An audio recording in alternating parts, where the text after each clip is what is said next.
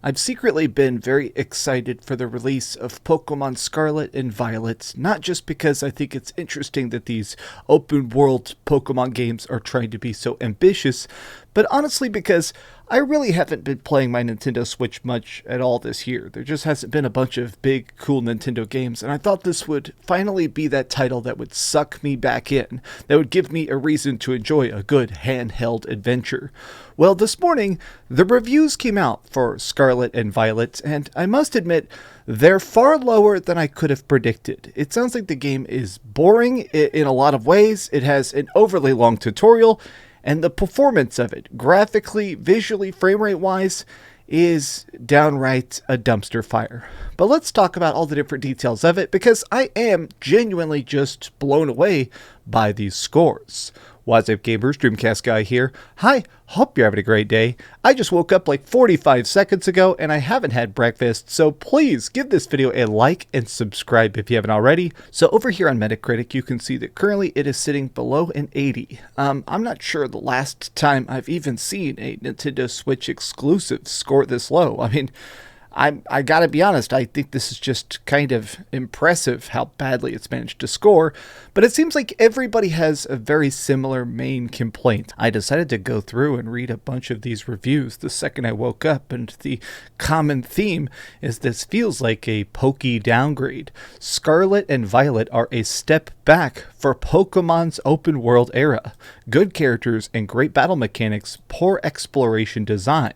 Look at this, Pokemon Scarlet and Violet, poor performance holds an exciting game back. Technical problems and an evident lack of development time take the shine off this ambitious new outing for the new open world conquering critters. Now, real quick, this is an interesting sentiment I think I'm seeing the most, which is that I've seen people stating that it feels like we need a Pokemon break. Because right now, it feels like they're very pressured to perpetually get stuff out there. Always have some sort of mainline game or a spin-off. Let's Go Pokemon or something like Pokemon Legends Arceus, which I really did enjoy. But this constant upkeep, this perpetual treadmill of content, new generation, new Pokemon, new battle mechanic, new area, it's starting to, I mean, just objectively, it's got to be exhausting some of these people. Even if you're getting good vacation time, even if you're having all the good, health care and good pay, these people eventually need breaks, especially because we do know the Pokemon development team isn't very big. That's apparently why they don't have voice acting. But let me go back to this here. So you can see Pokemon Scarlet and Violet, the ambition is betrayed by the performance. Now, I wanted to actually read a specific one here. I wanted to go through some details. This is one that's by VG247. This entire review was very deep and very well written, in my opinion. I've never heard of Alex Donaldson before, but huge credit to him. Game Freak tries to wrap its head around developing on modern platforms. It still hurts itself in its confusion, despite the greatness of everything else. So he really talks about the fact that freedom is the biggest aspect of Scarlet and Violet. There's a series of gyms you need to take down, the normal format of 8 gyms and the Elite Four. But now there's also these cool boss bases. There's lots of Pokemon all over the place, but there is an overly long tutorial. This game is apparently very, very, very hand-holdy. Pretty much every single one of these reviewers has said that you have this little teeny tiny cell phone, and pretty much every couple minutes somebody is calling you to tell you where to go, what to do, explaining something again and again and again. Even if you've seen a ton of enemy bases, every time you approach an enemy base, once again, somebody's going to call you and go, "Oh my god, watch out for that enemy base." Okay, I got it. I know this game is for little tiny children, and I'm not meaning that as an insult. I'm sure some Pokemon fan is going to be offended. These games are made for 9-year-olds. That's okay. I mean, I play Zelda. Zelda's made for 9-year-olds. But apparently it's just extremely hand-holdy, even beyond the typical stuff. Now, the major cool mechanic here that is the reason I bought it, to be perfectly clear, I have a copy of this pre-ordered. I'm getting Violet and my girlfriend is getting Scarlet. We're going to play through the games together. And that to me is the most interesting aspects of this, is it's going to be fully multiplayer. They talk a bit about this, the fact that you can go online and just explore areas, capture Pokemon, you can steal their shinies apparently. or even do battles together. That seems great. And additionally, the complete freedom that this game actually gives you. You can go in any direction.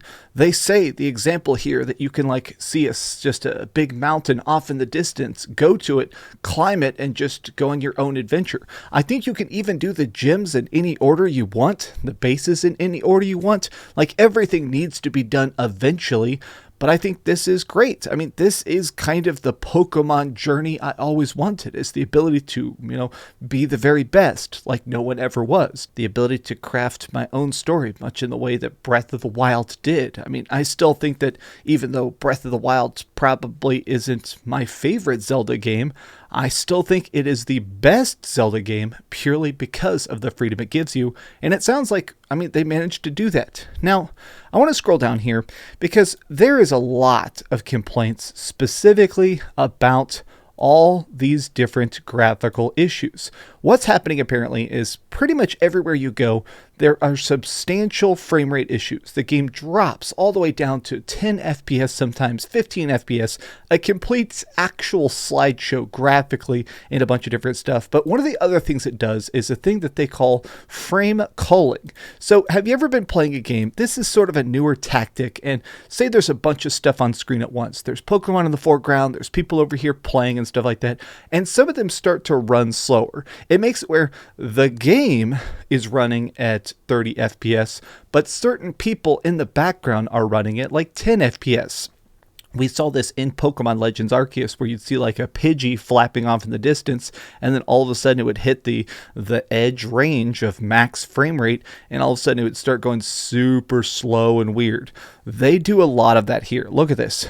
Freaking Pokemon would sometimes be flapping their wings at 5 FPS. Probably the maddest instance of this is when you're in the classroom where kids sitting 1 or 2 desks back are swinging their legs back and forth or resting their head on their hand, swaying this way and that, and it's looking like a damn slideshow. These characters are practically in the foreground. This stuff is present out in the open world, and it really makes an otherwise pretty good looking game polished feel like cheaper than it is. I've seen some people just straight up saying that there's just so much slowdown. Look at this. The battle camera suffers similarly, since battles can take place anywhere. Every now and then you're close quarters and the camera freaks out.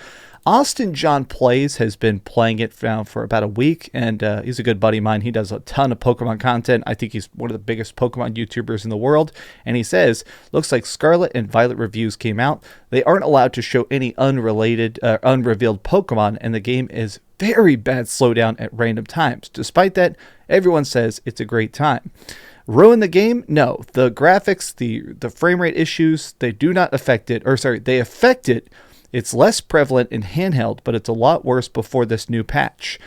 I guess that's kind of what sucks about this, is that I think Pokemon needs a couple years off. I think it would be amazing if they did just take a break, focus, really tighten things up, and make that next one the best Pokemon ever. But they're never going to do that. Part of the problem with Pokemon is that it is so heavily centered on these major generational releases. They constantly need to be hyping up the next one, teasing the new Pokemon, doing big DLC and expansions and stuff like that. And it makes them so many tens of billions of dollars. This thing sells Nintendo Switches. This thing sells so much DLC. This sells so much merch. This sells so much cards. The Pokemon Company simply can't take a break. That's probably the way they see it. I guess that's kind of the duality. Can they take a break? If Pokemon really did just not come out with a game for 3 years, would fans accept it? And additionally, would sales be higher? I guess that's really the big question. Would more polish, more care, more actual voice acting, would that improve the experience and the profitability? I don't know. The main demographic of this is children. Are little kids going to notice bad frame rates? Probably not. But these have just been some off-the-cuff thoughts.